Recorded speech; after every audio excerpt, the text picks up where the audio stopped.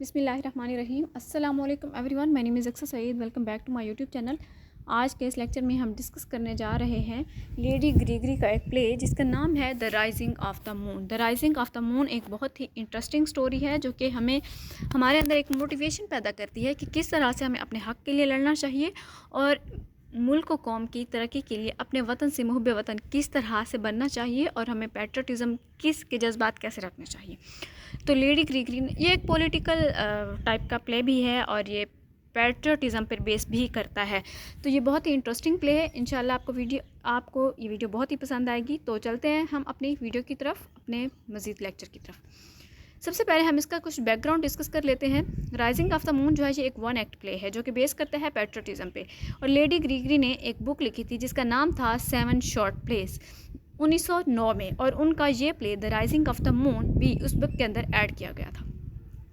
और उन्होंने ये प्ले लिखा था 1904 में, जबकि 1907 तक ये प्रोड्यूस नहीं हुआ था। लेडी ग्रीगरी जो है उसने पॉलिटिकल प्रेशर को शो किया है इस प्ले के अंदर, और जो कि आयरिशमैन पर था।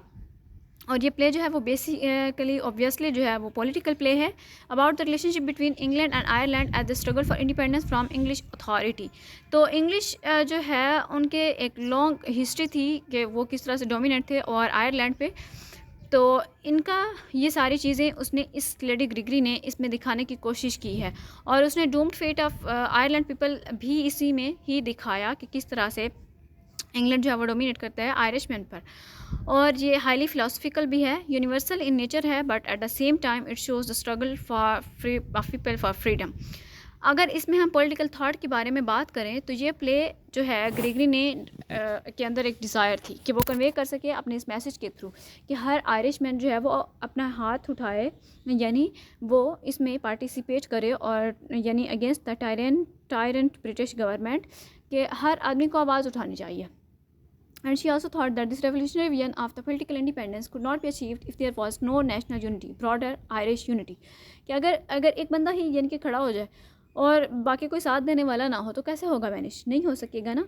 तो रेवोल्यूशन लाने के लिए पूरी मुल्क व कौम को साथ देना होगा।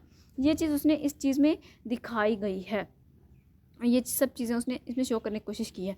अगर हम इसकी मेन कैरेक्टर्स की बात करें तो सबसे पहले हमारे पास जो मेन कैरेक्टर है दैट इज़ सार्जेंट। सार्जेंट जो है ये एक इरिस्पॉन्सिबल है, बट ये एक ब्रेव पुलिस मैन है, पुलिस ऑफिसर है ये, और ये इजीली फूल भी हो जाता है उस मैन से, रैगड मैन से, यानी बैलेट सिंगर जो था उससे। और इसका जो रोल है स्टोरी में ये एक मेजर कैरेक्टर है, और इसका एक बेसिक रोल है जो कि जो है जीतना चाहता है उस प्रिजनर को जो कि जेल से भागा है, उसे पकड़ने के लिए $100 जो कि मिलने हैं वो इनाम पाने के लिए ये उसे पकड़ना चाहता है अकेला। ये किसके साथ वो शेयर नहीं करना चाहता क्योंकि इसे कुछ ज़्यादा ज़रूरत है पैसों की, दैट्स वाई। और उसके बाद हमारे पास एक और कैरेक्टर है द मैन। ये द मैन जो है ये एक मेन कैरेक्टर है। ये बैलेट सिंगर है, यानी ये जेल से भागा हुआ प्रिजनर है जो कि डिसीव करता है, और सार्जेंट को भी ये डिसीव कर जाता है। और अगर हम इसके कैरेक्टरिस्टिक्स की बात करें तो ये एक बैलेट सिंगर खुद को शो करता है, और इसके पर्सनल ट्रेस में ये एक फ्लैट कैरेक्टर है। जिमी वेल्च अपना नाम बताता है और सार्जेंट को सक्सेसफुली रिसीव करता है, बट एट द एंड उसे सच्चाई बता देता है और सार्जेंट इसे नहीं पकड़ता, उसे छोड़ देता है, बिकॉज उसका जो पैट्रियटिज़म वाला जज्बा होता है, वो जो फीलिंग होती है उस बेस पे कि उसे आज़ाद रहना चाहिए। और उसके बाद दो हमारे पास और माइनर कैरेक्टर दिखाए गए, एक पुलिसमैन एक्स है और दूसरा पुलिसमैन बी है। ये दोनों ही ओबीडियंट हैं, ये अपने सार्जेंट को बहुत ज़्यादा ओबे भी करते हैं और उसके रिस्पेक्ट भी बहुत ज़्यादा करते हैं। ये इस टाइप के कैरेक्टर हैं, वो उसे फॉलो ही करते हैं, वो उसके कमांड्स को फॉलो करते हैं। अगर हम इसके लिटरेरी डिवाइसेस की बात करें तो सिम्बोलिज्म, आयरनी है, फॉरशेडोइंग है, और डायलॉग वगैरह का भी इस्तेमाल किया गया है। इसके अंदर इमेजरी दिखाई गई, सेटिंग जो है इसकी वो प्ले सेट हुआ था against the backdrop of a dark and eerie night which heightens the tension and suspense of the story. Theme इसकी जो है वो ये है कि फ्रीडम है, जस्टिस है, और पैट्रियटिज्म दिखाया गया as the character struggle to assert their rights and fight against operation. तो कैरेक्टराइजेशन जो इसकी वेल ड्रॉन है और कम्प्लेक्स भी है, यूनिक पर्सनैलिटीज़ हैं, क्वेक्स भी हैं, फ्लॉज भी हैं इसमें। तो थीम जो है मैं आपको पहले ही बता चुकी हूँ। Play revolves around 3 character, sergeant, rugged man and a ballot singer. Okay, the sergeant is the number of the British occupation force in Ireland task with capturing a renowned Irish rebel known as the Man and preventing him from escaping to America। चलें अब हम इसकी story जो है discuss कर लेते हैं। ये प्ले दिखाया गया है कि ये जो सार्जेंट है मेन कैरेक्टर, उसके साथ 2 पुलिस मैन हैं। वो एक जगह जाके ना पोस्टर लगा रहे हैं। वो पोस्टर किस चीज़ का लगा रहे हैं कि एक यानी इस टाइप का बंदा है, इसकी ये कदो कामत है और किस टाइप का ये इंसान है, दिखने में ये कैसा लगता है और इसे पकड़ना है ये कि जो कि जेल से भागा हुआ प्रिजनर है। तो ये जो है वहाँ पे लगा रहे होते मिल के, और ये जो 2 पुलिसमैन होते हैं, सार्जेंट क्योंकि बड़ा ऑफिसर होता है तो वो ऑर्डर करता है कि वो कहता है कि तुम चले जाओ, क्योंकि इसे बहुत पैसों की बहुत ज़्यादा सख्त ज़रूरत है और ये बताना भी नहीं चाहता। और ये सोचता है कि अकेले यानी वो जो इनाम है $100 मिलने वाला, ये अकेला उस बंदे को पकड़ेगा और ये वो इनाम हासिल कर लेगा।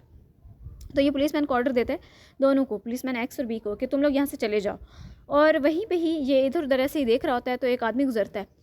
तो वो जब जाने लगता है तो ये उसे कहता है रुको। वो ऐसे थोड़ी सी अजीब सी बात कर देता है तो ये उसे कहता है रुको। तो ये उसे कहता है कि तुम कौन हो? वो कहता है मैं एक बैलेट सिंगर हूँ, मैं गाने गाता हूँ। वो कहता है अच्छा। वो कहता है अच्छा मैं तुम्हें गाना सुनाऊँ? वो कहता है अच्छा सुनाओ, सार्जेंट कहता है। तो वो इसे गाना सुनाने लगता है। जब वो इसे गाना सुनाने लगता है ना, उसमें बहुत सारी यानी एक लाइन पता नहीं वो जान के मिस कर देता है या जैसे भी ना, तो सार्जेंट जो है वो उसे कहता है नहीं तुमने ये लाइन स्किप की है। वो कहता है वाह सर, आपको तो यानी आप तो बड़े मस्त बंदे हो, आपको तो सब कुछ पता है, यानी आपको भी ये सॉन्ग आता था। यानी वो पैट्रियटिज्म बेस्ड सॉन्ग जो है वो सिंग करता है। तो वो कहता है हाँ मुझे भी आता है। तो फिर वो ऐसे उससे बातें करता है, कहता है तो मैं बैलेट सिंगर हूँ, मेरा नाम जिमी वेल्च है, ये सब कुछ उसे बताता है। वो कहते हैं सर आप जिसे ढूंढ रहे हैं ना वो आपको नहीं मिलने वाला। वो कहते हैं क्यों, तुम्हें कैसे पता मैं किसे ढूंढ रहा हूँ? वो कहता है मुझे पता है ना, आप एक ऐसे इंसान को ढूंढ रहे हैं जो यहाँ से भागा हुआ है। तो ये सारी बातें उसे बताता है। वो कहता है कि अच्छा एक बात बताओ। फिर वो अभी वहीं पे बातें कर रहे होते हैं कि 2 पुलिसमैन आते हैं। वो जो दोनों पुलिसमैन जो उसके सार्जेंट के साथ थे, वो उसे कहते हैं कि हाँ जी सर कोई हेल्प चाहिए? वो कहता है नहीं नहीं तुम जाओ, मैं इसे देख लूँगा। वो उन्हें भेज देता है क्योंकि उसने $100 खुद ही हासिल करने हैं। अब वो सोच रहा है कि कैसे पकड़े, लेकिन उसे बातों बातों में वहीं पे ही पहले तो वो डिसीव कर रहा होता है, लेकिन फिर वो बता देता है जिमी वेल्च कि मैं ही वो प्रिजनर हूँ जिसे आप ढूंढ रहे हैं सर। तो वो फिर जब उसे सच्चाई पता चलती है सार्जेंट को, तो वो कहता है कि देखो मैं पैट्रियटिज्म के लिए यानी वो फिर सार्जेंट खुद के बारे में सोचता है कि अगर मैं शादीशुदा ना होता, मैं भी आज़ाद जीना चाहता, मैं भी अपने हक़ के लिए आवाज़ उठाता, ये सब कुछ करता, तो इसमें कसूरी क्या है इसका कि मैं इसे पकड़ के ले जाऊँ। जब उसे सच्चाई पता चलती है तो वो उसे छोड़ देता है और उन 2 पुलिसमैन को भी कह देता है कि ठीक है तुम लोग जाओ। हालांकि वो पहले पुलिसमैन यही डिस्कस कर रहे होते हैं कि इतने ख़तरनाक इंसान को पकड़ने के लिए तो पूरी आर्मी को भेजना चाहिए, हमें 2-3 बंदों का क्या काम, ये सब। तो वो कहते हैं हाँ हाँ ठीक है। तो इस तरह से ना वो उसे भेज देता है और एट द एंड सार्जेंट सवाल करता है कि क्या मैंने कुछ गलत किया कि एक इंसान जो अपने हक़ के लिए आवाज़ उठा रहा है और जो अपने मुल्क की खातिर लड़ रहा है, तो उसे क्यों ना इंडिपेंडेंस मिलना चाहिए, उसे फ्रीडम रहना चाहिए। तो ये था इसका मेन थीम और ये थी इसकी स्टोरी, बहुत ही इंटरेस्टिंग और बहुत ही अच्छी स्टोरी थी जो कि मुझे बहुत ज़्यादा पसंद आई। तो दैट्स वाई मैंने इस पर वीडियो बनाई और इसके मेन थीम्स जो हैं वो इस टाइप के ही हैं। तो इसमें यही स्टोरी है जो कि हम डिस्कस कर चुके हैं। I hope it's clear to all of you, thank you very much. और जो लोग चैनल पर न्यू हैं काइंडली चैनल को सब्सक्राइब कीजिएगा, वीडियो को लाइक कीजिएगा और शेयर कीजिएगा। अल्लाह हाफिज़।